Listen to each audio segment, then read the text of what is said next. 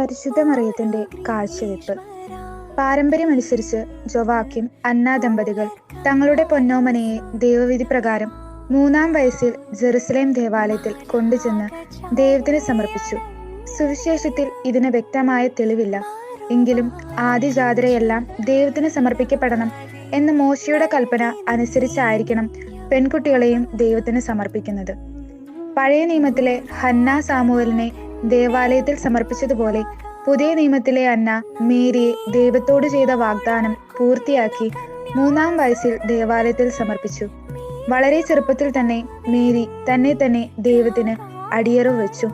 ഇതാണ് പരിശുദ്ധ അമ്മയുടെ സമർപ്പണ തിരുനാളിൽ നാം അനുസ്മരിക്കുന്നത്. ജസ്റ്റീനിയൻ 1-ാമൻ ചക്രവർത്തി 1543 പണി കഴിപ്പിച്ച ബസിലിക്ക മാതാവിനെ സമർപ്പിച്ചുകൊണ്ടാണ് ഈ തിരുനാൾ ആരംഭിച്ചത്.